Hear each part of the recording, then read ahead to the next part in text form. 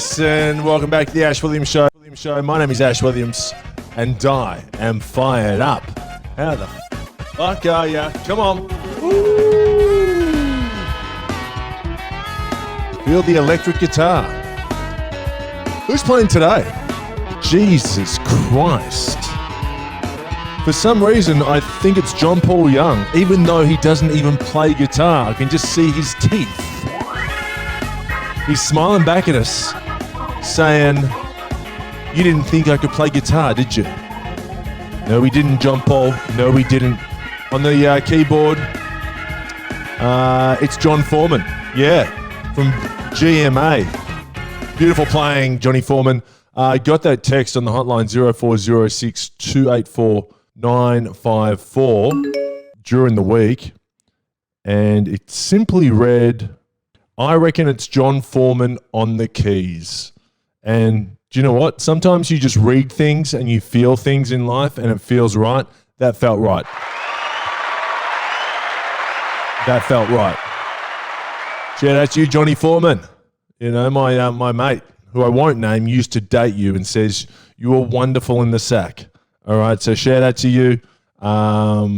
Sad that you guys broke up if you were so wonderful. So anyway, I'm not sure if you listened to the podcast, probably something for off air, but yeah, well done. We got another text.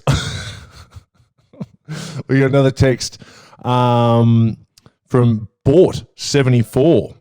Remember Bort on The Simpsons? That's got to be a Simpsons reference. That was a Bart thing with Bort, wasn't it? Bort was like the poor man's Bart. A text from Bort. It says, "Hey Ash, bit of an old reference here, but the keyboardist in the show's introduction could be the comedy company's Uncle Arthur playing with his organ." It's wonderful stuff there, Bort man. I'm going to say no for now, but we might loop back around. It might be Uncle Arthur on the organ. Yeah, give that a Google. Jesus Christ, that's a tough reference. I've only just got that right on the precipice of my memory. I was about 7 watching Uncle Arthur at my nana's. Yeah, pretty good times. Shout out to Nana. Free shout out to Nana. How are you? Hope you're well. Hope you're enjoying the pod. Fired up. Sadly, Nana no longer with us, but she is still with us, if you know what I mean. Now, let's get some more text with regards to last week's ep.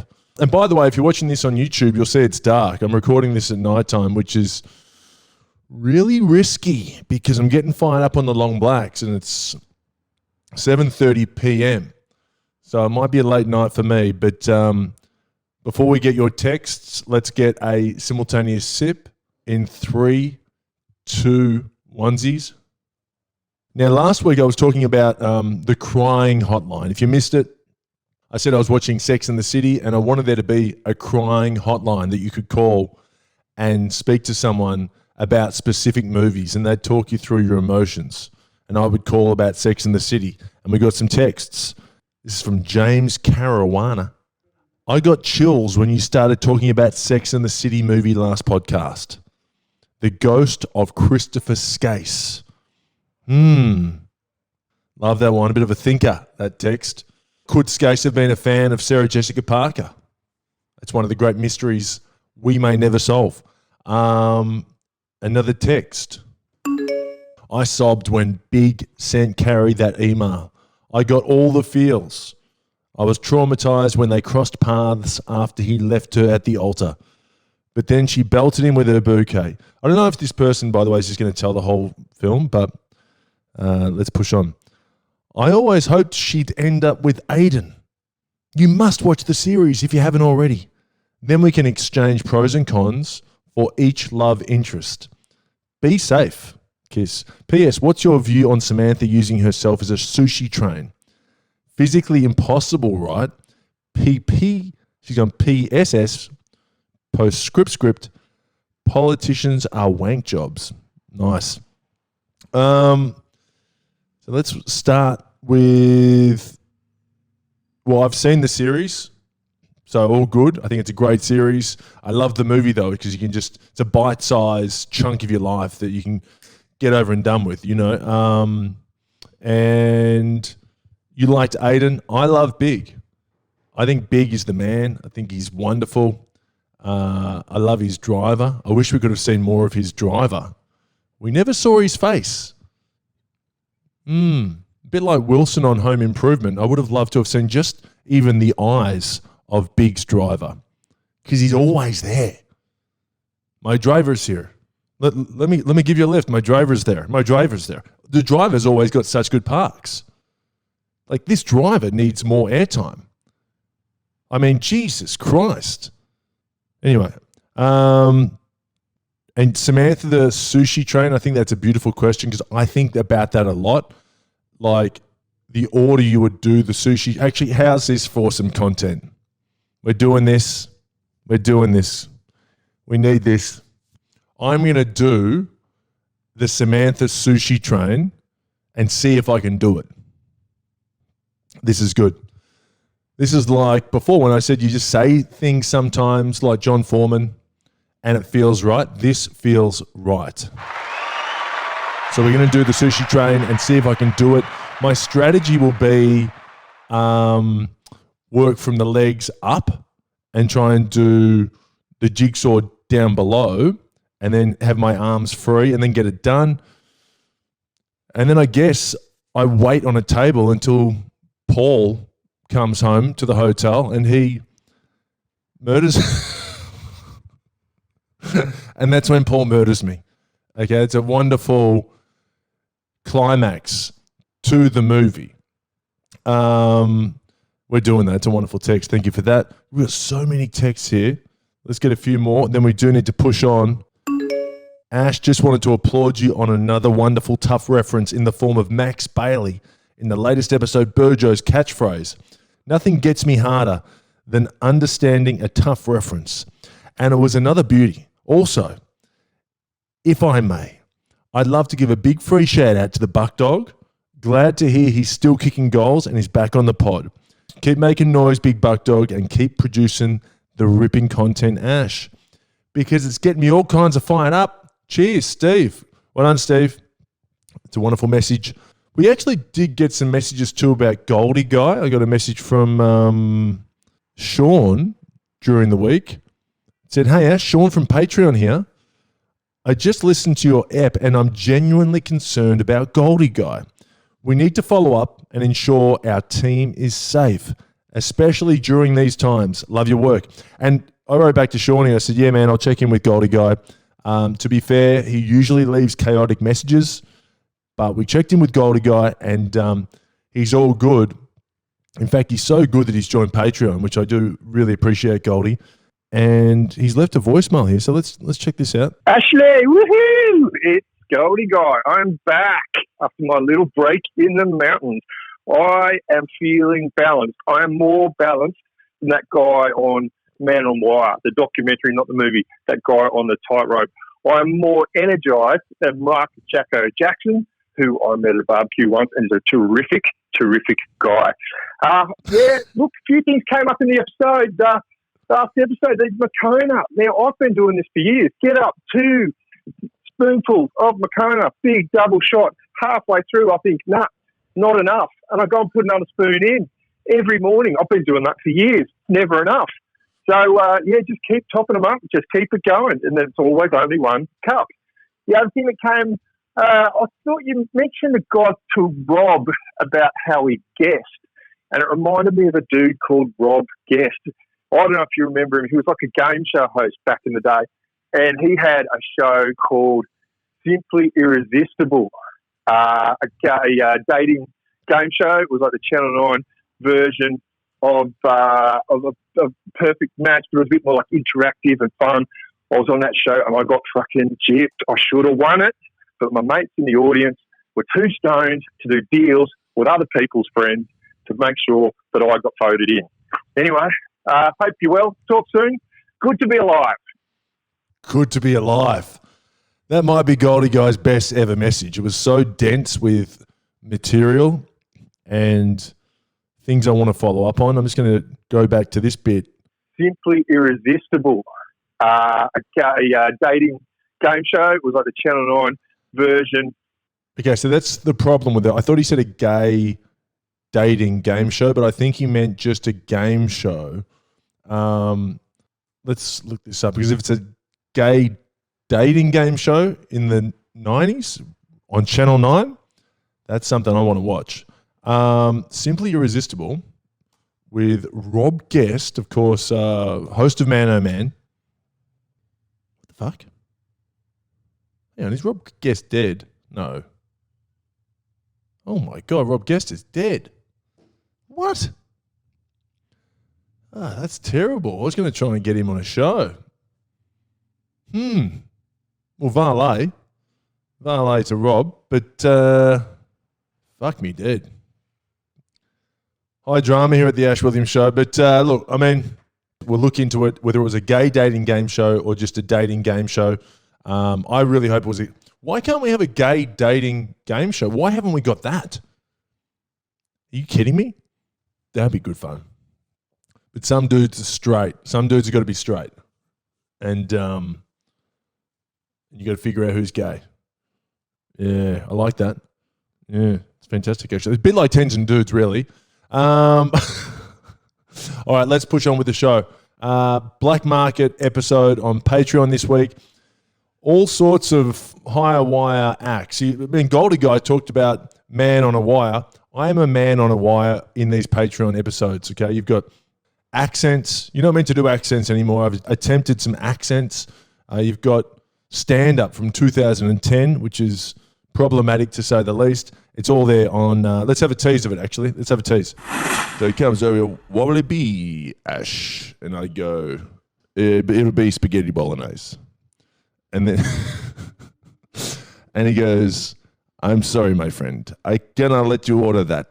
And I go, what do you mean? I want it. And he goes, no, you get it all the time. And I cannot make it for you one more time. You need to experiment, my friend. And I said, but listen, Luca, his name's Luca. I said, but Luca, I want spaghetti bolognese. I don't care if I have to beat the shit out of you. And the other guy who thought I was 31 lost the bet, and he was quite devastated. I don't know how much money they had on the bet, but he looked quite crestfallen. The second guess is from Ned, and Ned guesses Cake de Rouge. What a wonderful guess that is. And, of course, find out who the Australian cricketer was that I had a run-in with on the weekend. This son of a bitch. All right? That is on Patreon. It's a good story. We've got a text here from Daniel. Simply irresistible. She's so fun. Dun, dun, dun, dun, dun, dun, dun, dun. Daniel wrote to me saying, mate, I need some help. And I thought, fucking hell, what's this? So I wrote back saying, what's up, buddy? And Daniel wrote, I need a date, brother. And I could do a deal if you're interested. If you get me a date, I'll join Patreon. So I said, cool, man. I will bite at that cherry. So I'm trying to get Daniel a date. He lives in Inverloch. He's 31 years old. He's never been to jail. His words. I haven't actually looked that up. What else? Good-looking guy. I'll put a photo up on our Insta. Nice haircut, 2 eyes, etc. I said to Daniel, tell me a bit about yourself. He said, I'm looking for my last first date, which is very romantic, Daniel. Did you come up with that? That sounds like an Adam Sandler film, My Last First Date. If you wrote that, Daniel, you're going to be just fine. Daniel continues, I'm into getting outdoors, live music, helping others, having a drink, in brackets, getting blind. It doesn't say getting blind. Staying active and maintaining a positive mental attitude. I'm 5'10", which is also how I get rated on the looks scale. I think you're better than that, bro. I think it's a good joke, but I think you're a strong. I'm going to say you're an 8 out of 10. I don't take anything too serious. I like to have a laugh. Blah blah blah. I work in graphic design for a business in Seaford, but I'm willing to travel to Melbourne for a date. He also volunteers with Disabled Surfing Australia. That's not a pickup line. I hope it's not. So he sounds almost too good to be true. Maybe we can make this happen for Daniel, okay? So if you're a girl, he's into girls. This is not Simply Irresistible, the gay dating game show of Rob Guest. So if you're a woman and you're of age, let's go with, I'm going to say 25 and over. Between 25 and 90, then get in contact with the show and maybe I can organise the date. Okay, we'll do a deal. We'll get the drinks and maybe a meal on the house, and we'll do a deal with an establishment in Melbourne. Okay, so get in contact with the hotline 0406 284 954 or any of our socials. We've got to keep moving. Boom, boom, boom. Guess who I saw on the weekend? Okay, politician dancing at a gay bar, and it was a drag queen night, and I was there with a beautiful girl, and we're having a great time. And I was about to drag up. You know, I was getting so inspired. Then out of the corner of my eye, who do I see? But Anthony Albanese. The kneesy was on his knees. The kneesy was licked. This is about 11 p.m. on a Saturday night in Newtown. And Kneesy was fired up. It's fair to say. He had his guns out. Actually, no, sorry, that's a typo. He had his gut out, and he was with his brand new girlfriend, and they were loving it. They were the only ones on the podium dancing, and it was so conspicuous that I thought like there must be a camera crew or something, but there was nothing. It was just the Kneesy being not too sleazy at a drag show. So shout out to the Kneesy and his new girlfriend. Fired up. Here's something. We don't often talk about dogs, but I've got a breed of dog that might be in vogue in the future. I think it's tasteful. I think they're cute. And I saw a dog on the weekend. It was a German Shepherd puppy, and it was walking past. Mega cute, mega. And I'm not a big patter, but I almost patted it. And I was looking at this German Shepherd puppy, and then out of nowhere, this woman quite literally jumped out of the bushes and said, "It's a dog dwarf. That dog's like 10 years old, but it's dwarf. It's a dog dwarf." And I go, "Geez, it's pretty cute." She goes, yeah, dog dwarfs are cute. And I hope I'm using the PC term dog dwarf. I don't want to offend any dogs out there. But, and then the woman just disappeared back into the bushes and whispered, "It's a dog dwarf," back in. And I assume it was a dog dwarf. I mean, who knows who that woman was? We can't trust her. It might have been a German Shepherd, you know? We don't know. It was cute as though. God, you gotta get into them. Actually, no, I'm going to Google dog dwarfs. Guys, dog dwarfism. Oh my God, the first dog that comes up is a German Shepherd. Yeah. Oh my God, yeah. It says dwarf dog. Mikey will melt your heart. No shit, Mikey will melt my heart. Are you joking? Mikey, you're melting my heart. Wow. Yeah, man, you got to get into these dog dwarfs. Maybe I should get my mum a dog dwarf. She wants a dog. I suppose you can't buy them deliberately. You either get a dog dwarf. I suppose you could get a dog dwarf. You'd want it to sound good, though. You don't want to be obsessed with dog dwarfs. You're going to sound a bit weird. But anyway, we'll look into the dog dwarfs. Get another text here on the hotline. Hey, Ash, I have to ask, who bought the dingers? And who was in the bushes at Splendor? I also vote for more LA stories, especially your time with Ed and Gary. Thanks, Bruce. Brucey, it's all on patreon.com/Ash Williams Show. It's all there. All the answers to I can't say who, plus new ones. Yeah, go there, buddy, and you can rest easy. Let's get some voicemails. You know what? Brucey wants an LA story. I'll give you one LA story right now that I may have never told. Los Angeles, 2012. I was working at a gay bar and I got headhunted to become a noble lord. And as I was walking around topless with my fluorescent vodka tray, trying to sell shots, a guy came up to me and said, "You would make an excellent Lorenzo. You look just like Lorenzo." And I said, "Who is Lorenzo?" He said, Lorenzo is a noble lord. And I said, wow, what does that mean? He said, well, to be fair, Lorenzo is a fictional noble lord, and he's not based on any historical events. But the Lorenzo I'm talking about can get paid $150 for 4 hours work and dress up as a noble lord. All Lorenzo has to do is hide in the bushes at USC University and then jump out of the bushes and say, Lorenzo chooses you, give them a flyer and run back to the bushes. And he said, the question I have for you, would you like to be Lorenzo? I said, well, yeah, I am Lorenzo. I thought you already said I was Lorenzo. So I was a noble lord every Wednesday for 8 weeks at USC University. Oh yeah, you might be wondering too what the job was for. It was a promotion for a new building that would provide accommodation. And the new building was appropriately named Lorenzo. Now I'm going to put a photo too of me as Lorenzo. And yeah, that's me hiding behind a tree. It's a terrible hiding spot. But there you go, Lorenzo. Lorenzo got paid, what's that, $150, 8 weeks. Yeah, Lorenzo did okay, $1,200. Add that to the gay bar money. Lorenzo's killing it. Let's get some voicemails on the hotline. Hey, Ash, it's Party King here. Just really want to know, what's Paul's take on tens and dudes? It's got me pretty fired up because, he'd be the type who would visit that kind of place. Like we all would, but I think he'd be a regular customer. So let us know. Thanks, Ash. Yeah, absolutely. He would.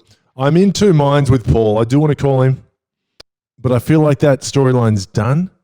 Maybe we call him one last time for the road. Yeah? Let's call him one last time for the road. Let's do it. This is it. We're doing this late at night, so Paul might answer. The reason why I haven't been able to call the last month is because I've been recording at like 8 a.m. in the morning. Paul doesn't get up till 10. He's got to get the rest for the 43 kilos. Let's we'll do it. Where is it? Where's the fucking number? I can't find his number. That might be a message not to call Paul this week, okay? Let's get another voicemail. Hi, Ash. Sven here from Patreon. I'm just calling because I remembered recently when you were on Hughesy and Kate on Nova in Melbourne, and Hughesy was talking about how his newborn daughter, her shit didn't really smell or look like anything. It was like black. And you offered to eat it. I just want to know, fuck was up with that? What were you thinking? But more importantly, did you do it? Fire up. Make some noise. It's a good question, Sven. I mean, you've been sitting on this one for a while. This is from 2010, is it? So 10 years. I can kind of remember saying that to Hughesy, that I would eat his daughter's shit. I never did it though, bro. I never did it. I think I would have done it for money though, because Hughesy was in the habit of giving me money to do things. So I would have done it for maybe $250. I think that's a $250 job. When Lorenzo is $150 for 4 hours, it's got to be $250. But no, I never did it, mate. Happy to, actually, you know what? I'm not doing that. I'm not eating his, I was going to say happy to do it still. No, I'm not happy to do it still. Is that the answer to your question? Yeah, what was up with that? I don't know what was up with that. I just was trying to fire Hughesy up, I guess. By saying that I was going to eat his daughter's shit. I don't know. That is the podcast, I believe. Let me just check if there's anything else I see. Lots of texts, lots of questions. I can't get to them all. Shout out to Trev the truckie who burnt his eyes cooking because he was so fired up watching YouTube that he rubbed his eyes with chili. Shout out to Ty on Patreon who's really getting close with the I Can't Say Who. There's tons of stuff there, but that is the podcast, folks. Thank you so much for listening. Of course, for anything extra, patreon.com/Ash Williams Show. Got all your ashen heads, old and new. There's a Mark Humphreys episode there that still hasn't been released to iTunes. We've got my stand-up from 2010, which was my third ever stand-up performance. I haven't listened to it. I can't listen to it. So I've just chucked it up on Patreon on the $5 tier. That's there.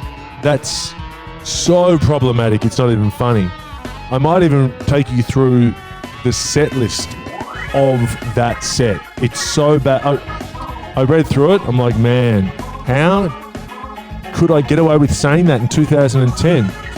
Anyway, hey, thanks again for listening. This is the Ash Williams Show, and I'll talk to you on Tuesday or Friday. Take care, stay safe. Bye.